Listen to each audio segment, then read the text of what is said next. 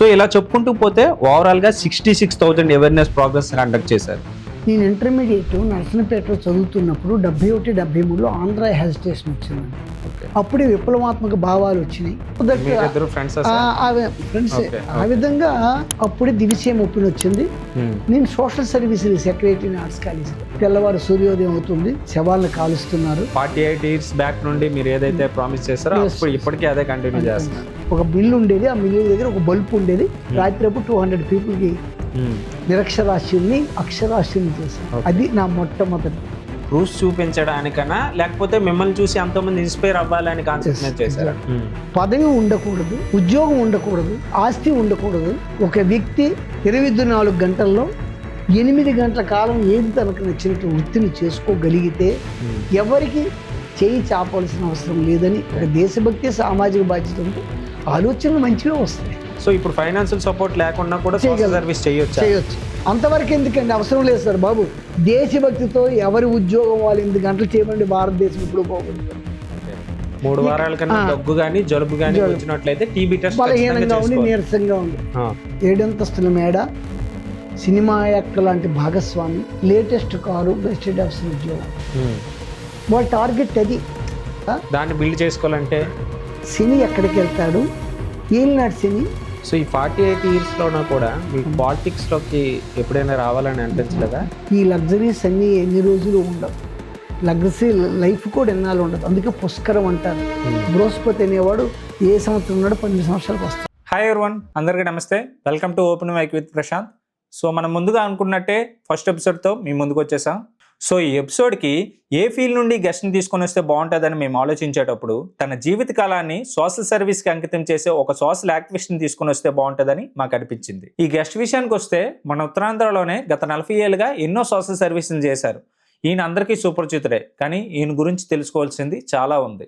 ఆయన ఎవరో కాదు, డాక్టర్ మంత్రి వెంకటస్వామి గారు. సో మన ఛానల్ మెయిన్ మోటో ఏంటంటే uncovering stories that inspire. So ఈయన స్టోరీ సోషల్ సర్వీస్ చేయాలన్న ప్రతి ఒక్కరికి కూడా ఇన్స్పిరేషన్గా ఉంటుంది. సో ఈ వీడియోని ప్రతి ఒక్కరు కూడా ఎండ్ వరకు చూడండి. అలాగే మన ఛానల్ని ఇప్పటి వరకు ఎవరైతే సబ్స్క్రైబ్ చేయలేదో వాళ్ళందరూ సబ్స్క్రైబ్ కొట్టేయండి.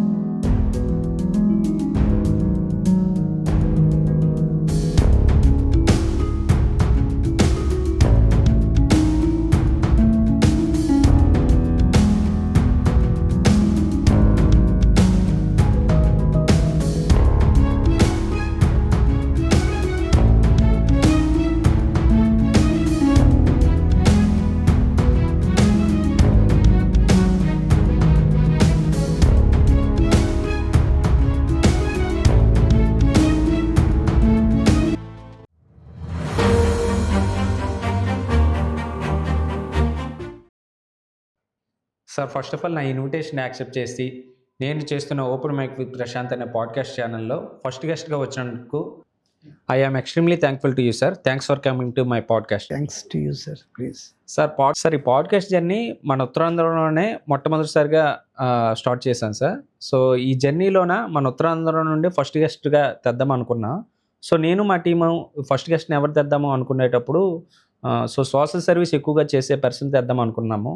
సో అందుకే మిమ్మల్ని అప్రోచ్ అవ్వడం జరిగింది సార్. సార్, మీ గురించి మన శ్రీకాకుళం, విజయనగరం, విశాఖపట్నంలో చాలామందికి తెలిసే ఉంటుంది. కానీ ఒక సాధారణ మనిషి తన జీవితకాలంలో ఎంత సోషల్ సర్వీస్ చేయొచ్చు అని నేను మా టీం అంతా రీసెర్చ్ చేస్తే చాలా ఆశ్చర్యం వేసింది సార్. సో వాటి గురించి చెప్పుకోవాలనుకుంటే చాలా పెద్ద లిస్టే ఉంది సార్ మా దగ్గర.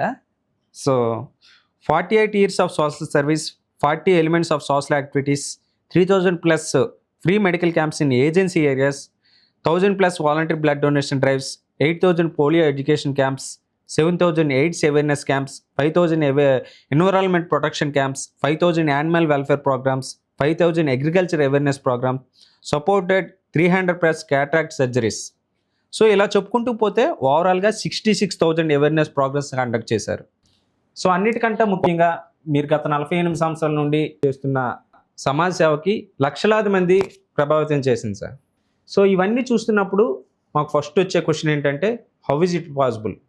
నేను 1953 డిసెంబర్ 1 జన్మించానండి. నేను ఇంటర్మీడియట్ నర్సనపేటలో చదువుతున్నప్పుడు 71-73లో ఆంధ్ర హెజిటేషన్ వచ్చిందండి. ఓకే. అప్పుడే విప్లవాత్మక భావాలు వచ్చినాయి. అప్పుడు ఆంధ్ర హెజిటేషన్ కోసం ర్యాలీలు అవి తీయటం అది అలవాటైంది. వెంటనే మరి బిఏ ఇంట్లో చదివించకపోతే అరకు వ్యాలీ వెళ్ళిపోయానండి. బిఏ చదవడానికి తర్వాత వచ్చానండి. అరకు వ్యాలీ నుంచి మళ్ళీ వచ్చేసాను. మళ్ళీ బిఏ చదువుతాను అనుకున్నాను. బిఏ చదివానండి ఆర్ట్స్ కాలేజ్. ఎడ్యుకేషన్ అంతా ఎక్కడ జరిగింది సార్? అక్కడ శ్రీకాకుళం పిఎస్ఎంఎస్ స్కూల్ అండి, up to SSLC. Okay. Later మా మామయ్య గారు అక్కడ పనిచేస్తూ ఉండేవారు రైల్వేలో. సరదాగా వెళ్ళాను. అక్కడ రైల్వేలో థర్డ్ పార్టీగా ఏదో ఒక 2-3 సంవత్సరాలు చేశాను. మళ్ళీ వచ్చి నేను ఎక్కువగా చదువుతానని చెప్పి ఇంటర్మీడియట్, మా తాతగారు ఉన్నారు అప్పుడు హై స్కూల్ ఇవ్వలేదు, సీట్ ఇవ్వలేదు. అది మన ఎస్ఎస్ఎల్సి పాస్ అయిన తర్వాత లేదు, ఇప్పుడు పియూసీ లేదు. సో ఇంటర్మీడియట్గా నర్సంపేటలో జాయిన్ అవ్వాల్సి వచ్చింది. అప్పుడు నర్సంపేట జూనియర్ కాలేజ్. అక్కడ 72, 73 అది 71, 72, 73 2 years ఇంటర్మీడియట్. అప్పుడే నాకు మంచి మంచి లీడర్ అండి, లీడర్గా ఉండేవాడు, సోషల్ యాక్టివిస్ట్గా. ఇంతలో ఆంధ్ర స్టేషన్ వచ్చింది. అప్పుడు ర్యాలీలు అవుతాయి. అప్పుడు నేను అక్కడ ఒక రకమైన పదవి, రిప్రజెంటేటివ్ టు ది మన పబ్లిక్ రోటరీ, మన ఇంటర్మీడియట్ వాళ్ళకి ప్రెసిడెంట్ మన కృష్ణదాస్ గారు అనే మాజీ చైర్మన్, అంటే ఇప్పుడు ధర్మాన కృష్ణదాస్ గారు, నేను సెక్రటరీ. So that friends. ఆ విధంగా ఆ రోజుల్లో చిన్నతనం, అప్పుడు పాలిటిక్స్ ఎట్లేవు కాబట్టి ఆ రోజుల్లో చైతన్యం చేశాను. ఆ ఇంటర్మీడియట్ అయిపోయిన తర్వాత తల్లిదండ్రులు నువ్వేం చేయలేవు, నువ్వు ఏదో చేసుకో అని చెప్పేస్తే మా మామయ్య గారి దగ్గరికి వెళ్ళిపోయి రైల్వేలో అక్కడ ప్రైవేట్ ట్యూషన్స్ అవి చెప్పేసుకొని రైల్వేలో థర్డ్ పార్టీ చేసుకుని 60 రూపాయలు నెలకి జీతం. అది ఇంకా నేను డెవలప్ అవ్వాలని కోరిక వచ్చి ఇండివిజువల్గా ఆ వయసు చిన్నతనం మళ్ళీ బిఏలో జాయిన్ అయ్యాను ఆర్ట్స్ కాలేజీలో. కాలేజ్ సీట్లు లేవయ్యా అని చెప్తే నైట్ కాలేజీ జాయిన్ అయ్యాను అప్పట్లో. నైట్ కాలేజీ 76-77లో. ఆ 76-77లో ఆంధ్ర హెజిటేషన్ వచ్చింది. అప్పుడు ఆర్ట్స్ కాలేజీలో కూడా నైట్ నుంచి పగలికి వెళ్ళిపి వచ్చాను. యాక్టివిటీ కదా నేను. అడిగితే సీటు ఖాళీ ఎవరో మానేస్తే బిఏలో నేను నైట్ కాలేజీ నుంచి హిస్టరీ, ఎకనామిక్స్, పాలిటిక్స్ అని చదువు చదివాను. సో సామాజికం పట్ల అవగాహన ఎక్కువ ఉంది. ఆ విధంగా చేస్తే వెంటనే అప్పుడే దివిసీఎం ఓపెన్ వచ్చింది. నేను సోషల్ సర్వీసెస్ సెక్రటరీ ఆర్ట్స్ కాలేజీలో. ఫస్ట్ ఇయర్ నైట్ 77లో. 77. వెంటనే నాకు ఒక ఆశయం, నేను ఒప్పంగిలో 200 మందికి అడల్ట్ ఎడ్యుకేషన్ సెంటర్ రన్ చేస్తాను. వాళ్ళని పట్టుకొని బట్టలు 2 లారీలు కలెక్ట్ చేసి, 1 లారీ బట్టలు చుట్టుపక్కల గ్రామాలు, సానివాడ, ఒప్పంగి, పంచాయతీ గ్రామాలు వాళ్ళ వల్ల ఆ చేసింది. నేను దివిసీమ ఒప్పినికి పట్టుకెళ్ళాను. అది సోషల్ సర్వీసెస్ సెక్రటరీ ఒట్టి బోర్డు ఉంటే భుజాలు తడుపుకోవడం కాదు, అధికారం కోసం కాదు. నాకు ఒక రెస్పాన్సిబిలిటీ ఉంది. నేను సోషల్ సర్వీసెస్ ఎవరు డిస్ట్రిక్ట్ ఆర్ట్స్ కాలేజ్. అప్పుడే జస్ట్ సినీ యాక్టర్ వెళ్ళిపోయాడు ముందున్నటువంటి ఆంధ్ర ఆయన ఎవరతను శరత్ బాబు గారు, తమ్మినేని వాడు. నాకు అప్పుడు వెళ్ళిపోయాడు. ఆ 1 or 2 years నేను చదువుతున్నప్పుడే 76లో అతను ఇతను. అప్పటికి నేనే కాలేజీలో మంచి యాక్టివ్ పర్సన్, మంచి దుర్యోధన మైసభ వేసేవాడిని, కానీ మంచి తెలుగులో మాట్లాడేవాడిని. సో పాపులర్ అయిపోయాను.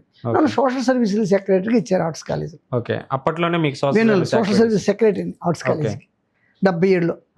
ఇది మై రెస్పాన్సిబిలిటీ. ఆ ఉప్పుని చూసిన తర్వాత నేను ఏదో చేయాలి, నాకు ఎవరు సలహా ఇవ్వక్కర్లే, ఏదో చేయాలి. సో నా విద్యార్థులందరూ రేపు పేదవాళ్ళకి చేద్దామని జొన్నలపాడు వెళ్ళాం, చాలా బట్టలు వచ్చినాయి. సానివాడు వెళ్ళాం, ఒప్పంగి, రెడ్డిపేట, వాడాడి గ్రామాలకు వెళ్తే లారీన్నర బట్టలు వచ్చినాయి. ఒక లారీ కావాలంటే ఆనాడు ఎలా తీసుకెళ్ళిన ట్రావెలింగ్. అప్పుడు మాకు ఎకనామిక్స్ లెక్చరర్ గారు అని ఒకరు ఆయన ఉండేవారు, ఆంధ్రమాత అనే లెక్చరర్ గారు. అతను మంచి పొలిటికల్గా ఉండేది, కలెక్టర్తో రేపో. అతను ఒక ఆర్టీఓకి చెప్పి లారీ ఖాళీ చేసి ఇచ్చాడు ఫ్రీగా. ఆ లారీ మీద ఈ బట్టలు వేసుకుని వెళ్ళాను. దివిసీఎం 30లో ఆ బట్టలు ఆర్డీఓకి హ్యాండ్ ఓవర్ చేశాను. అద్దెకున్నాను ఒక రూమ్లో. తెల్లవారు సూర్యోదయం అవుతుంది, శవాలను కాలుస్తున్నారు స్వచ్ఛంద సంస్థ సేవకులు. రామకృష్ణ మఠం వాళ్ళు కాలుస్తూ ఉంటే నేను ఎందుకు సేవ చేయకూడదు? సూర్యుడిని చూసి ప్రమాణం చేశాను. నేను 53లో పుట్టాను, 70 ఏళ్ళు ప్రమాణం. ప్రతిదినము 8 గంటల కాలం సంఘ సేవ చేస్తాను. అప్పట్లో మీరు అనుకున్నారు 8 గంటల కాలం 24 అవర్స్లో 8 అవర్స్. భగవంతుడా, నువ్వు 24 గంటలు ఇచ్చావు, సర్వజీవులకి ఇచ్చావు, ప్రతి మనిషికి ఇచ్చావు. ఏ వ్యక్తి అయినా నిస్వార్థంగా ఒక ఉద్యోగి కానీ ఎవరో వారు 8 గంటల కాలం తన వృత్తి కానీ ఉద్యోగం కానీ దేశభక్తితో చేస్తే, ఉద్యోగం జీతం చేస్తూ ఉన్న 8 గంటల కాలం ఆహార నిద్ర 5-4 చాలు, 24 గంటలు. సో నేను ఆ 8 గంటల కాలం నా వృత్తిని, ఒక 8 గంటల కాలం సంఘసేవని, 8 గంటల కాలం నిద్రామైదుని విహారాలకి నేను వినియోగించుకుంటానని భగవంతుడికి ఆ 77లో నేను ఆ డేట్ కూడా చెప్తాను. అప్పట్లో 48 ఇయర్స్ బ్యాక్ నుండి మీరు ఏదైతే ప్రామిస్ చేస్తారో ఇప్పటికీ అదే కంటిన్యూ చేస్తున్నారు. అప్పుడు మాట ఇచ్చాను కాబట్టి ఏంటి కాదు వెంటనే వచ్చి అడల్ట్ ఎడ్యుకేషన్ రన్ చేయడం మొదలెట్టాను. అప్పుడు ఇందిరాగాంధీ మీద నేను పాలిటిక్స్ చదువుతున్నాను. ఇందిరాగాంధీ గబుక్కుని ఎమర్జెన్సీ పెట్టింది. ఆ పాలిటిక్స్ లెక్చర్ చెప్పినటువంటి మాటలకి ఎమర్జెన్సీ పెట్టే అధికారం ఆవిడికి లేదు అనేటటువంటి ఒక రకమైన అపోహ, యవనంలో ఉన్నాను కదా అని 200 మందికి అడల్ట్ ఎడ్యుకేషన్ సెంటర్ పెట్టేసి మన చేతిలో ఒక చూసారు, ఎవరు పిలిస్తే రారు ఆ రోజుల్లో. ఈ 200 మంది యవనం కుర్రోళ్ళకి రాత్రి అడల్ట్ ఎడ్యుకేషన్ ఒప్పంగా ఎత్తుగా ఉంటుంది. మీరు ఇప్పుడు తగ్గిపోయింది. ఆ గడ్డ పక్కన ఒక మిల్లు ఉండేది, ఆ మిల్లు దగ్గర ఒక బల్బు ఉండేది. రాత్రి అప్పుడు 200 పీపుల్కి నిరక్షరాస్యుల్ని అక్షరాస్యుల్ని చేశాను. అది నా మొట్టమొదటి. ఓకే, అంత అవేర్నెస్ ఉండేదా సార్ జనరల్గా పబ్లిక్లో? కానీ మీరు ఎలా మోటివేట్ చేసేవారు చేయటానికి? ఒక యూత్ని 200 మందిని అడల్ట్లు పెట్టుకున్నానండి చేతిలో. నైతిక విలువలు చెప్పేవాడిని, ఒత్తిని ఫ్రీగా చెప్పేవాడిని. English is, yam, was, can, could, నీ, డేర్ అని. ఆంగ్లం చెప్పేవాడికి ఆంగ్లం చెప్పేవాడిని, నైతిక విలువలు చెప్పేవాడిని, వైద్యం రాని వాడికి అక్షరాలు చెప్పాను. ఒక్కనే 200 మంది 2 లైన్లు ఉంటాయి. ఫ్రీగా ఒక విద్య చెప్పడం వల్ల నాకు ఒక రకమైన బలం యూత్ వచ్చింది. మ్యూజియం అయితే చూసాను సార్. ఆ మీ మ్యూజియం సెటప్ చేసుకున్నది ఓన్లీ అంటే అది ప్రూఫ్ చూపించడానికైనా, లేకపోతే మిమ్మల్ని చూసి ఎంతోమంది ఇన్స్పైర్ అవ్వాలని కాన్సెప్ట్ చేశారు? ఇప్పుడు ఒక ఎవిడెన్స్ లేకుండా ఎవరు నమ్మరు. తర్వాత ఒక విషయాన్ని నేను చెప్తానండి. ఏమీ లేకుండా పదవి ఉండకూడదు, ఉద్యోగం ఉండకూడదు, ఆస్తి ఉండకూడదు. ఒక వ్యక్తి 24 గంటల్లో 8 గంటల కాలం ఏది తనకు నచ్చినట్టు వృత్తిని చేసుకోగలిగితే ఎవరికి చేయి చాపాల్సిన అవసరం లేదని గుర్తు చేసి, ఏమీ లేని ఒక బ్యాక్గ్రౌండ్ లేని వ్యక్తి ఇన్ని సామాజిక కార్యక్రమాలు చేయగలిగాడు అంటే మనం ఎందుకు చేయకూడదని ఇన్స్పైర్ అవ్వటానికి ఫస్ట్ ఆ ఎగ్జిబిషన్ ఎందుకు చెప్పంటే కంటితో కనిపిస్తుంది. ప్రెస్ వాళ్ళు నాకు ఒట్టినే రాయరు, ఇంకా ఆర్థిక స్తోమత ఉండి అన్ని విధాలా ఖర్చు పెడితే అంతకు మించిన ప్రెస్ నాకు వచ్చి ఉండేది. అది ఎక్కడెక్కడో గ్రామాలు కాబట్టి వాళ్ళకి న్యూస్ కావాలి కాబట్టి ఇంటీరియర్ గ్రామాలకు వెళ్ళడం వల్ల వాళ్ళందరూ ప్రెస్ క్లిప్పింగ్స్ ఇచ్చేసేవారు. అండి పాలకొండ అవనండి, విజయనగరం అనండి, ఒరిస్సా అవనండి. ఎందుకంటే పోలియో రాష్ట్రాల్లో కూడా చేసేవారు పక్క. ఎందుకంటే అక్కడి నుంచి పోలియో వచ్చేస్తుంది. మన ఇండియాలో పోలియో ఉంది, ఒక్కడికి ఉన్న వాటర్ వల్ల వచ్చేస్తుంది. సో జాబా పోలియో చుక్క ఆగాబా పసి జంజని ఆ ఒరియా తెలుసుకుని, ఒరియా కాదు వాట్ ఈజ్ ఇట్, ఆ ఏజెన్సీ భాషను తెలుసుకొని వాళ్ళు చైతన్యం చేశాను. ఎందుకంటే ఆదివారం సంతకెళ్ళ 1000 చుక్కలు చర్చికి పోతారు, సోమవారం పోడి వ్యవసాయంకి వెళ్ళిపోతారు. మీకు అర్థమవుతుందండి? మంగళవారం. సో ఎప్పుడు భారతదేశం పోలియో విముక్తి అవుతుంది? సో ఆ భాష నేర్చుకొని పోలియో చుక్కలు ఖచ్చితంగా వేయించేవాడిని. అలా వెళ్ళి తర్వాత నేను పుట్టిన దినమే HIV ఎయిడ్స్ కాబట్టి ఎయిడ్స్ అనేది మనం ఈ విధంగా ఎయిడ్స్ వచ్చింది 86 నుంచి రైజ్ అయింది. డిసెంబర్ 1 కావటం వల్ల ఇది నా డ్యూటీ. ఎందుకంటే పుణ్యభూమి భారతదేశం ప్రపంచ దేశాలకు ఆధ్యాత్మిక నీడనిచ్చినటువంటి దేశం. HIV ఎయిడ్స్ని శాశ్వతంగా నిర్మూలించగలిగినటువంటి అవకాశాలు ఉన్నటువంటి ఆధ్యాత్మిక జ్ఞానము సాంప్రదాయాలు ఉన్నటువంటిది ఒక భర్తకు ఓ భార్య అని. సో ఈ దేశంలో మనం మానపలేకపోతే ఎలా? సో నా వల్ల నేను ఏం చేయగలను? ఓన్లీ చైతన్యమే కదా, పెట్టుబడి పెట్టక్కలేదు కదా. అందుకని సీతారాముల జీవన గమనం, ఎయిడ్స్ నివారణకు రామబాణం, కలుషితమైన సూదులు, కడుపు నిండా వ్యాధులు, వద్దు సూది మందు ఉంది ముందు ఎయిడ్స్ వ్యాధి, పరశ్రీ శృంగారం హెచ్ఐవి బంగారం, పరపురుష శృంగారం ఎయిడ్స్కి రహదారి, ఏక పతివ్రతం పాటించండి, ఏక పతివ్రతం పాటించండి. ఏ పుణ్యభూమి భారతదేశము ఏ ప్రపంచ దేశాలకు నీడనిచ్చిందో అటువంటి పుణ్యభూమి నేడు అంతర్జాతీయ ఎయిడ్స్ కేంద్రం అయిపోతుంది. హెచ్ఐవిని సంతల్లోనూ గ్రామాల్లోనూ ప్రతి స్టేజ్లోనూ ప్రతి కళాశాలలోనూ ఇలా కొన్ని వేలు చేశారు. మీ పద్యంలోనే ఎంతో మందిని ఇన్స్పైర్ చేసినట్టున్నారు సార్. ఆ విధంగా ఫైనల్ గా మీరు మ్యూజియం అనేది మిమ్మల్ని చూసి ఎంతమంది ఏమీ లేదు సార్, పెట్టుబడి అక్కర్లేదు సార్. నీకు వచ్చేటటువంటి జ్ఞానాన్ని మాటలాడగలిగి ఎదుటి వాళ్ళు స్పందించేటట్లు చేయగలిగితే చాలు కదా. నేనేం పెట్టుబడి పెట్టేశాను. అయితే మీరు ఉత్తరాంధ్ర ప్రాంతంలో మీరు ప్రత్యేకంగా ఎందుకు దృష్టి పెట్టారు సార్? సార్ నాకు ఆర్థిక స్తోమత లేదు, కార్లు తిరిగి అన్ని రాష్ట్రాలు తిరగలేను. బట్ ఈ ఉత్తరాంధ్ర నాకు ఎప్పుడు పోలియో బర్డెను ఇక్కడ ఒరిస్సా బోర్డర్ అర్థమైందండి. ఇది మన ఆంధ్ర బోర్డర్స్ వరకే నేను వెళ్ళేవాడిని. హైదరాబాద్ కూడా చేశాను, బట్ అంతగా చేయలేకపోయాను. ఇలా రోజు వెళ్ళగలను హైదరాబాద్, ప్రతి టౌన్ విజయవాడలో ఒకసారి చేశాను. ఈ విధంగా చాలా గ్రామాలు చేశాను. బట్ శ్రీకాకుళం, విజయనగరం, పార్వతీపురం, మిగతా ఏజెన్సీ గ్రామాలన్నీ అప్ టు ఒరిస్సా బోర్డర్ బాగా చేశాను. ఆ పేర్లు ఇప్పుడు నాకు గుర్తు రావటం లేదు. అందుకే అన్ని వేల ఫోటోలు ఉన్నాయి. మీకు ఎక్కడ ఫోటో కావాలన్నా ఎవిడెన్స్. ఇప్పుడు మనం ఉత్తరాంధ్ర నుండి మీరు అప్పట్లో ఇలా మీరు మెడికల్ సంబంధించిన ఎక్విప్మెంట్ కానీ ఇవన్నీ తెప్పించడానికి మీరు సోషల్ యాక్టివిటీస్ చేస్తేనే వీటన్నిటికీ సొల్యూషన్ వస్తుందని మీరు ఈ సోషల్ యాక్టివిటీస్ని ఎంచుకున్నారా? అంటే ఏమీ ఖర్చు లేకుండా పోలియో ప్రభుత్వము మా రోటరీ అంతర్జాతీయ నేను రోటరీలో సభ్యుని, డిస్ట్రిక్ట్ గవర్నర్గా, ఇది ప్రెసిడెంట్గా, స్టేట్ ప్రెసిడెంట్, అన్ని పదవులు ఎక్సెప్ట్ గవర్నర్. నేను ఆర్థిక స్తోమత కాబట్టి చేయలేదు. రోటరీ పోలియోని నిర్మూలిస్తామని కంకణం కట్టుకుంది. అందుకు ప్రపంచవ్యాప్తంగా రోటరీ పోతుంది, ఇండియాలో మాత్రం ఉంటుంది పాకిస్తాన్ అని. సో అందుకు నేను ఏం చేస్తానంటే ఓన్లీ చైతన్యమే కదా, ఖర్చు ఏమి ఉండదు. నోరు మైకు, ప్రయాణం చేయటం, ఎప్పుడెప్పుడు గ్రామాల్లో ఉంటారు మనుషులు అది చూసుకోవటం, ఒక యాత్ర, ఒక అమ్మవారి పండుగ ఉంటే మైకు పట్టుకెళ్ళి ఆ స్టేజ్ ఎక్కితే ఒక మొత్తం అన్నీ వెళ్ళిపోతాయి మెసేజ్. అమ్మవారి పండుగలో, గ్రామాల్లో అమ్మవారి పండుగల్లో, అంతేకాకుండా ఏజెన్సీలో సంతలు ఏ రోజులు మన శ్రీకాకుళంలో 7 రోజులు ఉంటాయి. శ్రీకాకుళం జిల్లా అంతా ఇక్కడ ఉంది.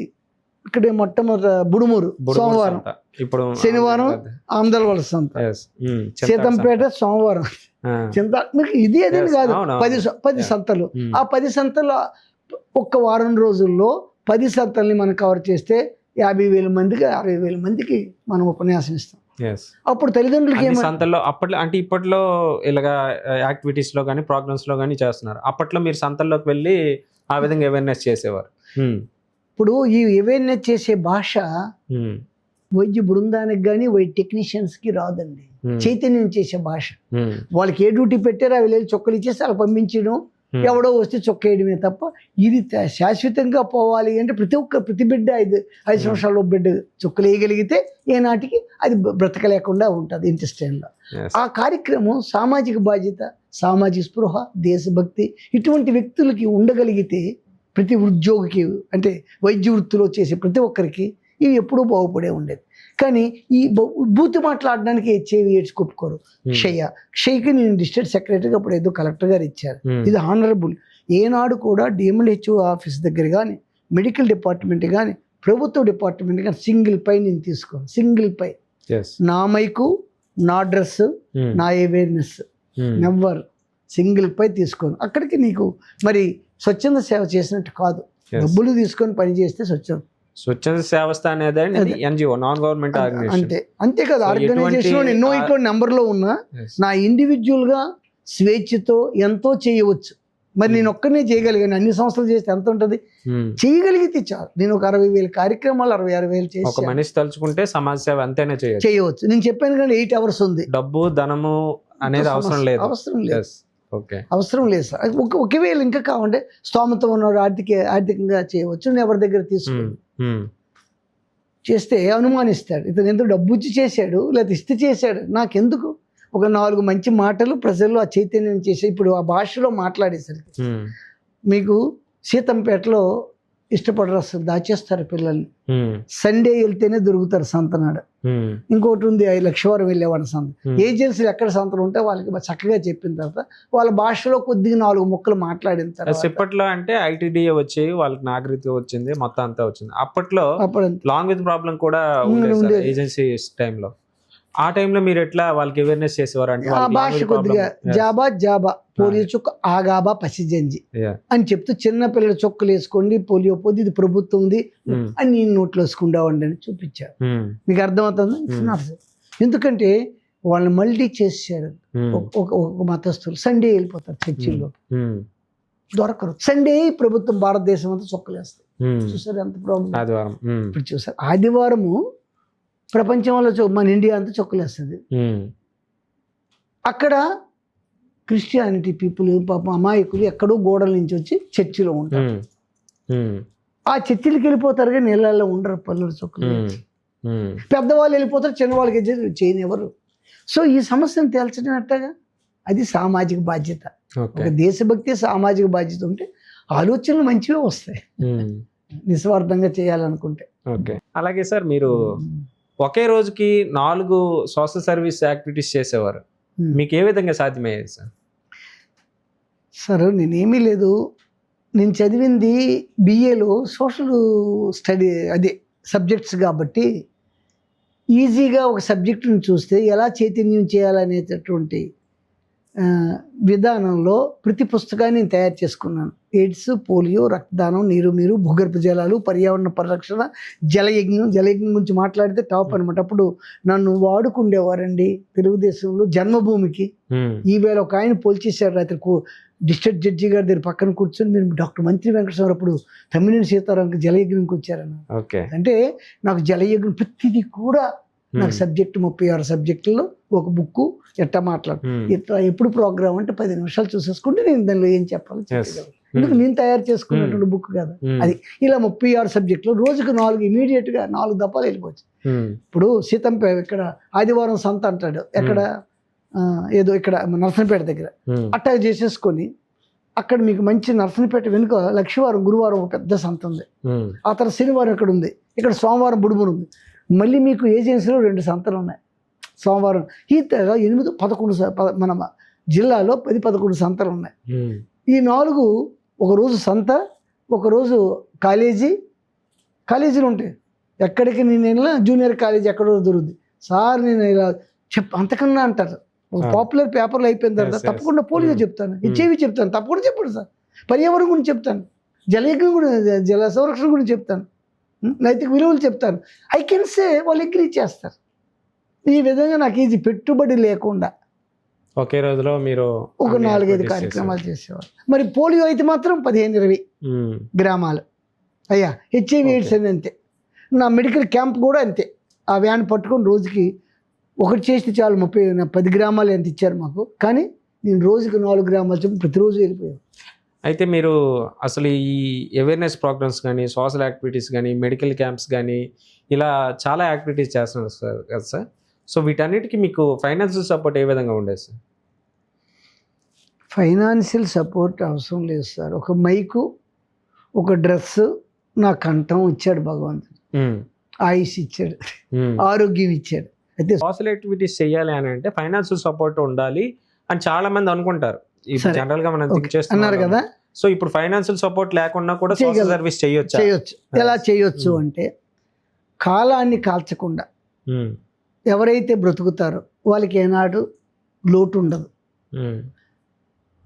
ఎవరు సత్యం మాట్లాడతారో, ఒక్క అబద్ధం ఆడకుండా బ్రతకగలిగితే వాడికి ఎప్పుడు లోటు ఉండదు ఆర్థికంగా. ఈ 2 ప్రిన్సిపల్స్తో నేను బ్రతుకుతున్నాను.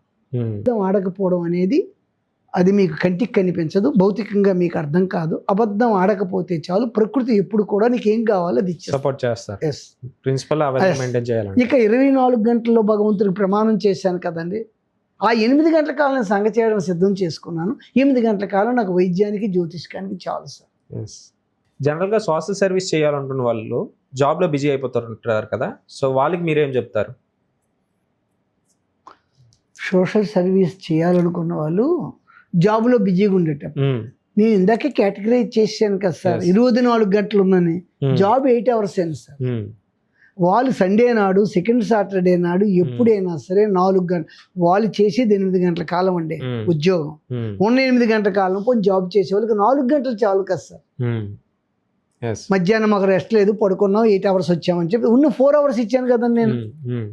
డైలీ యాక్టివిటీస్ చేయలేకపోయినా ఇలా వీకెండ్స్ చేయొచ్చు అని వీకెండ్స్ చేయొచ్చు. ప్రతిరోజు 4 గంటలు చేయలేరా? నా అలాగే 8 గంటలు చేయలేకపోయినా ఒక డ్యూటీ మైండ్ ఉంటే 4 గంటలు ఎందుకు చేయలేరు? ఓకే.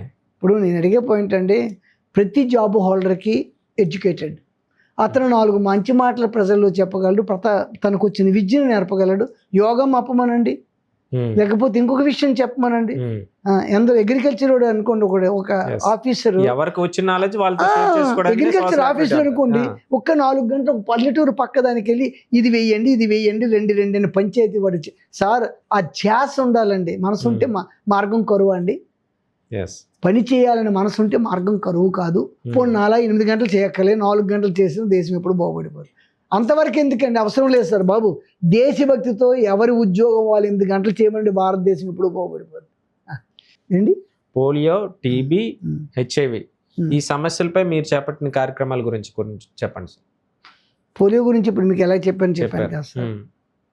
టీబీ అనేది ప్రభుత్వం అనేది ముందు డబ్బులు ఇస్తుంది, మందులు ఇస్తుంది, ఫ్రీగా ఇస్తుంది అండి టీబీకి, ఎవరికైనా ఫ్రీ.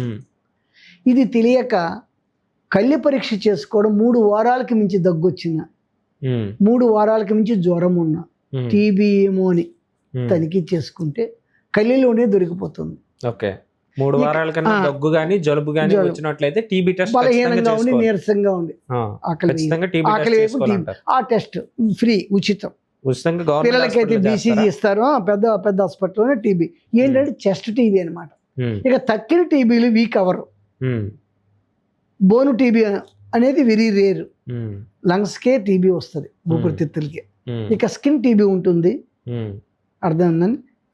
ఆ రకమైనటువంటి చిన్న చిన్న దేనికైనా రావచ్చు టీబీ, మర్చిపోయాను, ఏ అవయవానికైనా. ఆ అవయవానికి టీబీ టెస్ట్ చేసిన వెంటనే ఈఎస్ఆర్ చాలా రైజ్ అవుద్ది. లంగ్స్ అయ్యేటప్పుడే మనకి లంగ్ ఎక్స్రే అవసరం. ఈ బోన్ టీబీ కానీ తక్కిన టీబీలు కానీ మనిషి బాగా సన్నంగా అయిపోతూ ఉన్నాడు, రీజన్ ఉండదంటే అయితే ఎయిడ్స్ లేకపోతే టీబీ. అందుకు టీబీ అనేటటువంటి టెస్ట్ చేసేసుకుంటే ఫ్రీగా మందులు 3 నెలలు ఇస్తారు. సరిగ్గా వీళ్ళు తీసుకోరు, ప్రభుత్వ బాధ్యత కావాల్సిన మందులు ఎక్స్పైర్ అయిపోయి పారేస్తారు తప్ప, ఇచ్చినట్టు నాటకం ఆడతారు తప్ప.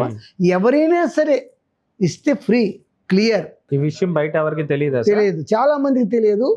ప్రైవేట్ డాక్టర్లకు వెళ్ళిపోతారు, they don't supply, out side మందులు కొంటారు, కొనలేక 10 రోజులు 6 రోజులు మానేస్తారు. అది టీబీ. ఖచ్చితంగా 3 months వాడితే ఖచ్చితంగా టీబీ కంట్రోల్ అయిపోతుంది. అలాగే హెచ్ఐవి అయ్యా నెలలో కంట్రోల్ అయిపోద్ది, కానీ 6 నెలలు వాడాలి ముదిరిన టీబీకి. 3 months గవర్నమెంట్ వాటన్నిటికీ ఫ్రీగా ఇప్పుడు కూడా జరుగుతుంది. శాశ్వతంగా నిర్మూలించడానికి టీబీ టెస్ట్ చేసుకోవటం అంతే. ఎక్స్రే తీసుకోవడం, ఈఎస్ఆర్ చూసుకొని ఎక్స్రేలో టీబీ కనిపిస్తే లంగ్స్ టీబీయే ప్రమాదం. ఇక తర్వాత టీబీలు అనేవి చిన్నవి, అది టెస్ట్ చేసిన తర్వాత, బ్లడ్ టెస్ట్ చేసిన తర్వాత మీకు అది మెడిసిన్ 3 నెలలు వాడితే తగ్గిపోతుంది, ఎక్కువ రోజులు వాడక్కర్లేదు. ఓకే. పోలియోపై, హెచ్ఐవిపై, ఈ టీబీపై మీరు ఆరోగ్య సమస్యలపై మీరు క్యాంపెయిన్ చేసిన కార్యక్రమాల గురించి కొన్ని చెప్పండి. పోలియో ఉచితంగా ప్రభుత్వం ఇస్తుంది అని వేసుకోరు చాలామందికి మూఢనమ్మకం, ఇంకా పల్లెటూరులో ఇది అవసరం అనేది. ఇప్పుడైతే పిల్లలు పుట్టిన వెంటనే 5 వారాలు 7 వారాలు ఏంటంటే లెక్క వెంటనే ఇస్తున్నారు కాబట్టి వేసుకుంటారు. పూర్వం ఆ రోజులు వేసుకుంటేవారు కాదు. అప్పట్లో మంత్లీ వన్స్ జరిగేది కదా సార్ పోలియో క్యాంపెయిన్. ఇప్పుడు 3 months ఒకసారి, 6 months ఒకసారి జరుగుతుంది. ఇప్పుడు మరి తీసే మొత్తం పోలియో పోయింది. ఆ పక్క ఉన్నటువంటి మీకు పాకిస్తాన్ 4-3 రీసెంట్ గా 6 months ఒకసారి, 1 year ఒకసారి పోలియోస్ జరుగుతున్నాయి అంతే. అలా కాదు, ఇప్పుడు మామూలుగా మీకు ఆ టైం ఉంది, పుట్టిన తర్వాత డేట్స్ లో ఇలా పోలియో డ్రాప్స్ వేస్తున్నారు. పుట్టిన వెంటనే 7 వారాలు ఈ రకంగా డోసులు ఉంటాయి. అలా కాకుండా పోలియో శాశ్వతంగా నిర్మూలించారు కాబట్టి ఈ పోలియో చుక్కలు 2 years నుంచి మానేసాం, లాస్ట్ ఇయర్ నుంచి. అంటే సామూహికంగా పోలియో చుక్కలు వేయడం అనేటటువంటిది మానేసాం, తగ్గిపోయింది. అయితే జనరల్ గా పోలియో రెసిస్టెన్స్ కోసం ఇస్తున్నాం ఇప్పుడు, కానీ పోలియో శాశ్వతంగా పోయింది. అది రోటరీ ఇంటర్నేషనల్ ఒక్కటే అది పోగొట్టగలిగింది. తర్వాత మనకు ప్రిన్సిపల్ అండి, ఒక వ్యక్తి చక్కగా సమాజం బాగుపడాలంటే ప్రతి ఒక్కరు కూడా ఇది ధర్మమా, భగవంతుడు మొన్న ఏమీ చేయలేడు, ధర్మంగా నడుస్తుంది. ఇది న్యాయమా, చట్టం ఏమీ చేయలేదు, పోలీసుడు ఏం చేయలేదు, కోర్టు ఏం చేయలేదు. ఇది ధర్మమా, ఇది న్యాయమా, ఇది మనందరికీ ప్రయోజనకారియా, ఇది మనందరికీ స్నేహ సౌభృతత్వం పెంచుతుంది. మీరు ఈ కార్యక్రమం చేశారు, ఇది అందరికీ మీకు ప్రయోజనకారికరం, నాకు ప్రయోజనకారం, సమాజానికి ప్రయోజనకారికరం. సమాధాన ప్రయోగం అందులోకి ఇది అధర్మం కాదు. ఇప్పుడు మీరు నేను అంటే జనరల్ గా ఇప్పుడు వ్యూవర్షిప్ అందరికి మీ నుండి అంత మెసేజ్ వెళ్ళాలంటే ఇది అందరికీ ప్రయోజనం ఏంటి, ఇది న్యాయం, ఇది ధర్మం. ఈ 4-way ఉందా, ప్రతి సమస్య ఉందనుకోండి అతను అలా అడగకుండా వెళ్ళిపోతాడు, అది అధర్మం. ఓకే, నా యజమానికి నేను చెప్పకుండా అతనికి వెళ్ళిపోయాను, చెప్పి ఉండవలసింది అనేటటువంటి తత్వం ఉంటే అది ధర్మం. తనకి చట్టపరమైన నీతి తెలియకపోయినా ఒక వస్తువును దొంగిలించి పట్టుకెళ్ళిపోతారు అవసరం అని మీకు అడగకుండా, అది న్యాయం, అన్యాయం. అది మీకు కానీ సమాజానికి కానీ పనికిరాలేదు కదా. ఈ 4-way టెస్ట్ అని ప్రతి ఒక్కరు పరిశీలించుకోగలిగితే సమాజం బాగుపడిపోతుంది. అది నా అభిప్రాయం ఏంటి, ఒక సంఘ సేవకుడిగా చెప్తున్నాను. సార్ అలాగే ప్రజెంట్ ఉన్న యూత్ కి ఆరోగ్యంగా ఉండాలి అని అంటే ప్రజెంట్ ఏ విధంగా ప్రికాషన్స్ తీసుకోవాలి, ఏ విధంగా ఫాలో అవ్వాలని అంటారు? సమాజంలో చాలా మార్పులు వచ్చేసాయి సార్. మెయిన్ మన భారతదేశం వ్యవసాయక దేశం. కొన్ని మార్పుల వల్ల, విద్యా విధానం వల్ల చాలా మార్పులు వచ్చాయి. చిన్న కుర్రవాడు కూడా ఆ స్క్రీన్ లేకుండా బతకలేకపోతున్నాడు. ఇప్పుడు తల్లిదండ్రులు చెప్పిన వాడు వినేటటువంటి యూత్ లేరు. తల్లిదండ్రులు కూడా వాళ్ళ మీద బాధ్యత పడి డిసిప్లిన్ చెప్పలేకపోతున్నారు. ఎందుకంటే కుటుంబాల్లో పెద్దలు ఉండడం లేదు. తల్లిదండ్రుల దగ్గర విడిచిపెట్టి తల్లిదండ్రులు వెళ్ళిపోతున్నారు. వీళ్ళకి ఆ బాధ్యత లేదు, వీళ్ళు ఈ రకంగా ప్రవర్తనా నియమాల్ని, నైతిక విలువల్ని పాడుకొట్టుకుంటున్నారు. యూత్ ఆ విధంగా కోరికలు పెట్టుకున్నారు. ఏమిటా కోరికలు? 7 అంతస్తుల మేడ, సినిమా యాక్టర్ లాంటి భాగస్వామి, లేటెస్ట్ కారు, గెస్టెడ్ ఆఫీసర్ ఉద్యోగం. వాళ్ళ టార్గెట్ అది. ఆరోగ్యం పోనీ కష్టపడుతున్నారా? లేదు. మొబైలే. బుక్ చదువుతున్నారా? లేదు. నైతిక విలువల్ని పాటిస్తున్నారా? లేదు. దేవుడు అంటే ఇక్కడ యూత్ని మనం ఇప్పుడు ఏం అనలేకపోతున్నాం. తల్లిదండ్రులని ముందు కంట్రోల్ చేయాలంటే తల్లిదండ్రులు ఒక దృష్టి పెట్టాలి అనే విషయం. ఈ నవనాగరికతకు అడాప్ట్ అవ్వకుండా కొంచెం కంట్రోల్ చేసేటటువంటి బాధ్యత. ఎవరి లోపాలు వాళ్ళకు ఉంటున్నాయి. ఇక్కడ పెద్ద బాధ 40-50 సంవత్సరాల క్రితం ఉన్నటువంటి సామాజికమైనటువంటివి లేవు. ఆరోగ్యంపై శ్రద్ధ పెంచాలంటే ఏం చేస్తే బాగుంటుంది అంటారు? సారు సరదాగా ఒత్తుకొత్తునే వాకింగ్కి వెళ్ళిపోతారు, యోగాలు చేస్తున్నారు, చేయనియండి యోగా, వాకింగ్ వెళ్ళనండి. ఇక్కడ ఆరోగ్యం అది కాదు, మానసిక ఆరోగ్యం ముందు కావాలి. శారీరక ఆరోగ్యం యూత్లో ఎలాగానే ఉంటుంది, ఇల్లు అంటువ్యాధులు రాకపోతే. మానసిక ఆరోగ్యమే ముఖ్యం. దాని మీద శ్రద్ధ పెట్టలేకపోతున్నారు సమాజంలో. ఓకే, వెంటనే ఎవరు కూడా దాన్ని బిల్డ్ చేసుకోవాలంటే, మానసిక ఆరోగ్యాన్ని బిల్డ్ చేసుకోవాలంటే ఏమేమి చేయాలంటే, ఇప్పుడు మానసిక ఆరోగ్యాన్ని బిల్డ్ చేసుకోవాలంటే తల్లి తండ్రి కూడా టెంపుల్కి తీసుకెళ్ళడం, కల్చర్ ఉన్నటువంటి పొలాలే తీసుకెళ్ళటం, పెద్ద పెద్ద కుటుంబాలకు ఒకసారి తీసుకొని మంచి చెడ్డలు చెప్తూ ఉండడం, వాళ్ళ కోసం స్పేర్ చేయాలండి. మీకు 8 యవ్వనము అనేది ఆడపిల్లలు 14కి వస్తుంది, మగవాళ్ళకి 18కి వస్తుంది. వాళ్ళ హార్మోన్స్. సో ఏటవుద్ది, ఈ 18స్లోనే ఎప్పుడైనా 14లోనే ఈ యవ్వనం కుర్రోడు 18లోగానే 18 సంవత్సరాల్లోగే వీళ్ళకి నైతిక విలువలు పెంచగలగాలి. ఒక సిట్టం కూర్చోవాలి 18 years బిలో. ఆ నైతిక విలువలు పెంచకపోతే మరి ఇంకా అక్కడి నుంచి వాడికి హార్మోన్స్ పెరిగిపోతాయి. ఉండమా వస్తా అంతే, దర్శాలు అంతే. అక్కడి నుంచి ఆ లాంగ్వేజే. ఇంట వీళ్ళు చెప్పుకోలేరు, ఎదుటోళ్ళకి ఊరుకోలేరు, వీళ్ళు మానసిక వ్యాధ, వాడు బాగుపడ్డు. అది మానసికం. సో తల్లిదండ్రులు తప్పకుండా, తాతలు ఎలాంటి వారు, మన కుటుంబం ఏంటి, మన వంశ పారంపర్యం ఏంటి, పూర్వం ఉన్నటువంటి విధులు ఏంటి, మనం చేయవలసిన పని ఏంటి, మరి అక్కడ పుస్తకాలు పారేయడం కథలు పెట్టి అక్కడ నువ్వు వెళ్ళి అమ్మకా సాయం చేయి, లేకపోతే ఇది ఏం చేయి, ఎలా ఉందో చూడు, అలా వర్క్ ఏం చేయి, ఇవి చెప్పరండి. పొందిన జాతీయ అంతర్జాతీయ అవార్డులు ఎంతో గొప్పవైనవి. సో మీకు దాంట్లో ప్రత్యేకమైన అవార్డు ఏంటి సార్? ఏమని చెప్తానండి, నేను ఆర్థికంగా ఇబ్బంది గల వ్యక్తిని కనుక ₹1,00,000 ఇన్ని డాలర్లు కట్టమంటున్నాడు. ఆ రికార్డు వాడు ఇది ఏమంటారండి famous Guinness book of record. Hyderabad వాళ్ళు నాకు తెలుసు గెస్ట్గా తీసుకెళ్లారు 2 వరల్డ్ రికార్డ్స్కి. ఇప్పుడు ఏదో ఫారెన్ తీసుకెళ్ళాలని మళ్ళీ రమ్మంటే రాలేనన్నాను. ఎవరికో 30,000 ఇప్పించేశారు 5-6 సంవత్సరాల క్రితం. నాకు ఇంత అది కాదు రాలేదు. లిమ్కా బుక్ ఆఫ్ రికార్డ్ చూసారా, అంటే డబ్బు. గిన్నిస్ రికార్డు తీసుకున్న తర్వాత ఈ సంవత్సరం నా ఉద్దేశం గిన్నిస్ రికార్డు నాకు వచ్చిన తర్వాత ప్రభుత్వం మీదే నేను కోర్టులో దావా వేయాలని. నా పద్మశ్రీ ఎందుకు ఇవ్వరని. ఎందుకంటే పేపర్లో ఎవరైనా పెట్టుకోండి అంటూ నాకు 2-3 సంవత్సరాల నుంచి మోసం చేస్తారు.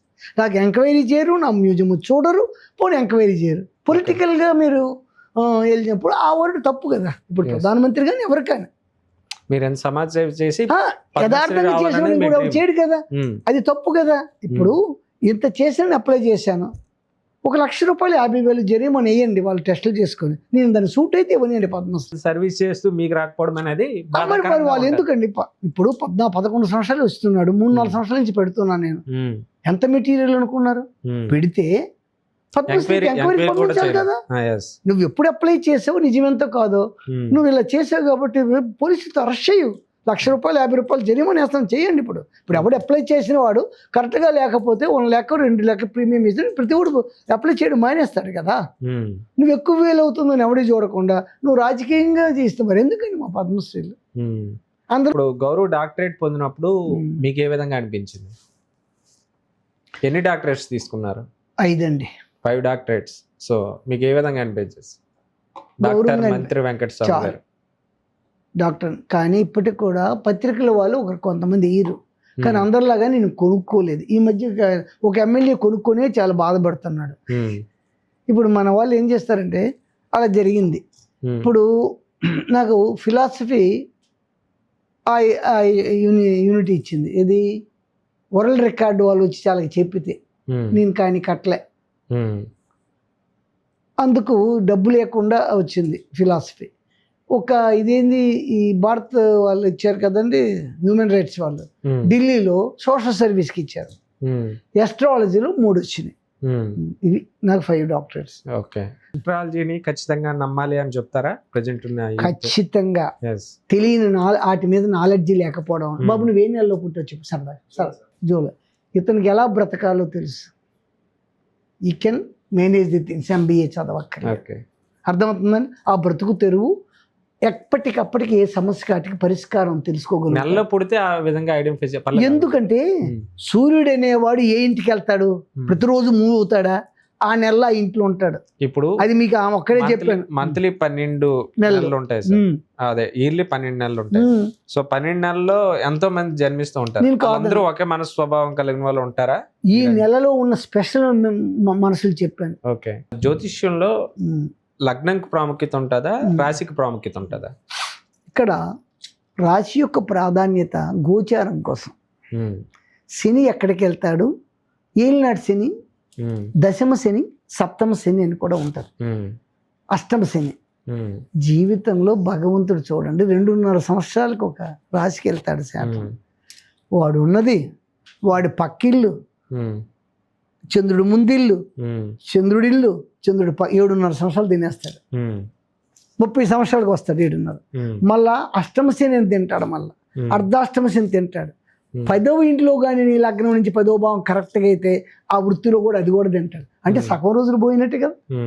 ఈ పాయింట్ అర్థమవుతుంది. అయితే ఇక్కడ లగ్నం అనేది ఒరిజినల్గా చార్ట్కి ఇంపార్టెంట్. రాశి అనేది మీ పెళ్లిలో భార్యాభర్తల అనుబంధం కోసం, నక్షత్రం కోసం రాశి. ఎక్కడి నుంచి మహాదశ స్టార్ట్ అవుద్ది అనేది రాశి యొక్క ప్రాముఖ్యత. లగ్నం ఇంపార్టెంట్. ప్రజెంట్ నీ యూత్ సొసైటీ, ప్రజెంట్ నీ యూత్ అనేది సేవా దృక్పథంలోకి రావాలంటే వాళ్ళకి మీరు ఇచ్చే అడ్వైజ్ ఏంటి, మెసేజ్ ఏంటి? సార్, మానవ జన్మెత్తిన తర్వాత మానవుడిగా ఒక కాకిని చూసి నేర్చుకోవాలండి. సమాజంలో ఎలా బ్రతకాలి, ఎవరికి బాధ వస్తే ఎలా స్పందించాలని మన చుట్టూ ఉన్న ప్రకృతి అట్లా చెప్తూ ఉంటుంది. సో ఇప్పుడు మనం ఏం చేయాలి? మనకు సమాజంలో ఏమైనా లోటుపాట్లు ఉంటే మనం చేయవలసిన మన జ్ఞానంతో ఏం చేయాలా, సమాజ సేవ అనేటటువంటి దృక్పథం తల్లిదండ్రుల్లో రావాలి, అతను ఉన్నటువంటి పరిసరాల్లో రావాలి, లేదా అతను ఉన్న హాస్టల్లో రావాలి. అక్కడ టీచర్స్ చాలా బాగా ఉండాలండి. ఇప్పుడు కూడా టీచర్ అనేవాడు అన్ని పక్కల పెట్టి ఏదో విధంగా ఒక గంట ఈ డ్రిల్లు కంటే ఈ డ్రిల్లు కానీ ఇంకేమైనా వేస్ట్గా టైం చేయకుండా 1 అవర్ నైతిక విలువలు చెప్పగలగడం, ఒక మంచి కథలు చెప్పగలగాలి, ఓకే, చెప్తే కొంచెం స్పందిస్తారు. అది టీనేజ్ అంటే 18 లోగే. అది కాలేజీలో ఇలా అవేర్నెస్ ప్రోగ్రామ్స్ అటెండ్ అవడం కానీ పెట్టాలి. ఏం లేదండి, పర్యావరణం గురించి చెప్పటం.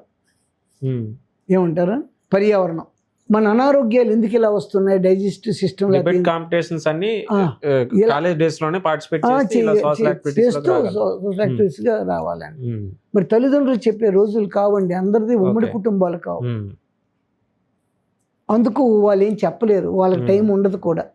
ఒకవేళ తండ్రి ఉద్యోగి అయితే ఈవిడ ఇన్నోసెంట్ అయితే, తెలివి తక్కువ అయితే మేనేజ్ చేసేస్తారు. అప్పుడు తాత అమ్మమ్మ దగ్గర పిచ్చి పిచ్చి ఆశలు వేసేవారు కాదు. అరే ఇది వాళ్ళ నాన్న రాగానే అరే ఇదేంటి పరిస్థితి బాగాలేదురా, ఇది కాదురా, ఇది చేశాడు అని చెప్తారు. తల్లి చెప్పదు, తండ్రి వచ్చేసరికి మా ఆఫీస్ నుంచి ఇలాంటి సమస్యలు ఉంటాయి. సార్ ఇప్పుడు మీరు 72 years, సో 48 years నుండి సమాజ సేవ చేస్తున్నారు. సో ఈ 48 yearsలోనా కూడా మీకు పాలిటిక్స్లోకి ఎప్పుడైనా రావాలని అనిపించలేదా? పొలిటికల్గా నాకు మొదటి నుంచి అసహ్యం. పొలిటికల్ ఉన్నవాడు తప్పు చేయగలడు, మంచి చేయాలని నేను లేనండి, నా పదవి లేదు, చేయడంలే, అది అనమాట నేను పెట్టుకున్నా. మంచి చేయాలంటే మానవుడిగా పదవి అక్కర్లేదు, అది నా అభిప్రాయం. మంచి విద్య నేర్చుకొని మంచి నైతిక విలువలు పంపించినా చాలండి, ఓ టీచర్గా ఉన్నా చాలండి, ఒక ఆదర్శవంతంగా బ్రతికినా చాలండి, సమాజాన్ని సేవ చేయొచ్చు. అది నా అభిప్రాయం. నెక్స్ట్ మీ ప్లాన్ ఏంటి? ఈ సర్వీస్ ని కంటిన్యూ చేయాలనుకుంటున్నారా, బ్రేక్ ఇద్దాం అనుకుంటున్నారా? బ్రేక్ అని కాదు, ఇంటి దగ్గర ఒప్పటం లేదు కానీ, ఎవరు బేర్ చేయటం లేదు కానీ, నాకేమిటమ్మా 4 మాట్లాడడమే కదా, నేను ఏం కష్టపడుతున్నాను అనేసి తప్పించుకుంటున్నాను. అయినా నా ఇండివిజువల్గా బ్రతుకుతాను. ఇప్పుడు ఏమైందంటే తండ్రి ఇచ్చిన ఆస్తి లేదు, తాతలు ఇచ్చేది లేదు, పిల్లలు నాకేం అడగవసరం లేదు. ఇలా సంఘసేవ చేయటం వల్ల రేపు వచ్చింది కలెక్టర్లు, ప్రాపర్టీ మీద నుండి అనవసరం ఖర్చు పెట్టి ఇంట్లో తీసుకెళ్లి ప్రజలకు ఇచ్చేస్తానంటే కదా. సో నా ఓన్ స్పిరిట్, నా నాలెడ్జి, నేను బుక్స్ చదువుకోవడం, ఒకటి పేపర్ ఖర్చు అవుతుంది, అది నా సొమ్ము, వాళ్ళ డబ్బులు కాదు. ఓకే, సో ఫైనల్ గా ఈ 48 years నుండి సమాజ సేవ అంటే 77 నుంచి ఇప్పుడు లెక్కేసుకోండి. 77 ప్రారంభం, నిజంగా 72లో ప్రారంభం నర్సంపేటలో, కానీ కంటిన్యూ చేయకుండా. ఇన్ని సంవత్సరాల నుండి సమాజ సేవ చేస్తున్నారు కదా, మీకు ఎవరైనా ఇన్స్పిరేషన్ ఉన్నారా? నాకు ఇన్స్పిరేషన్ లేదు. ఓకే, మీరు విద్యార్థి దశ నుండే మీకు మీరే ఇన్స్పిరేషన్ అంటే ఎవరినే చూసి నేర్చుకుంటారు కదా ప్రెజెంట్ కానీ ఏదైనా మీకు ఇన్స్పిరేషన్ ఇలా సమాజ సేవ చేయాలని, జీవితాంతం ఇలా రోజుకి 8 hours ఇలా సమాజ సేవ చేయాలని చెప్పాను కదండి. ఇది చేశాను కదా, అంటే నర్సంపేటలో ఉన్నాను. అప్పటికి ఏం జరిగిందంటే కాలేజీ చదువుతున్న ఇంటర్మీడియట్, అప్పుడు నేను సెక్రటరీని అంతే. అప్పుడు ఆంధ్ర స్టేషన్ వచ్చింది, నా వెనక పిల్లలు తిరిగేవారు. ఓ అదో రకమైన గొప్పగా ఉండేది, ఓహో మనకు పాపులర్. ఆ తర్వాత నేను చెప్పాను కదండి, ముప్పిన 77లో వచ్చింది దివిసేమ ముప్పిన, ఆ సర్టిఫికేట్ కూడా అది ఉందండి, చూపిస్తాను. దివిసేమ దివిసేమ ముప్పినికి వెళ్ళాను. ముప్పినికి వెళ్ళి అక్కడ ప్రమాణం చేశాను దేవుడికి, అయ్యా సర్వజీవులకి నువ్వు 28 గంటలు ఇచ్చావు, 24 గంటలు నువ్వేం తీసుకోలేవు. దివిసేమ ముప్పుని గురించి ఒకసారి చెప్పండి సార్.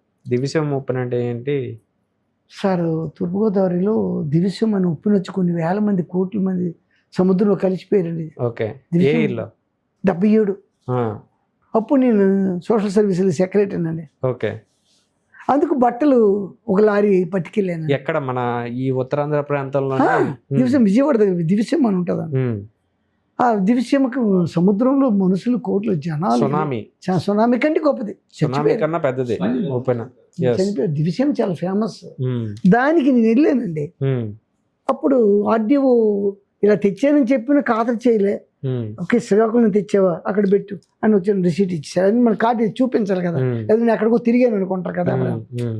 అంతే, తెల్ల 2వ రోజు ఉన్నానండి, 3వ రోజు ఉన్నాను అంతే. ఒక్కడను ఇంకొక ఆయన ఒప్పంగా పట్టుకెళ్ళాను. ఇద్దరం లాడ్జీలు తిరిగి వెళ్తే శవాలు కాలుస్తున్నారు ఎవరు. ఇప్పుడు మీరు చెప్పారు రామకృష్ణ మాట. ఏంటండి వాళ్ళ సేవ అని వాళ్ళని చూసి, సార్ నేనేమి చేయలేను, మరి నేనేం సెటిల్ అవ్వలేదు కదా, నేను రోజుకి 8 గంటల కాలం సంఘ సేవ చేస్తాను.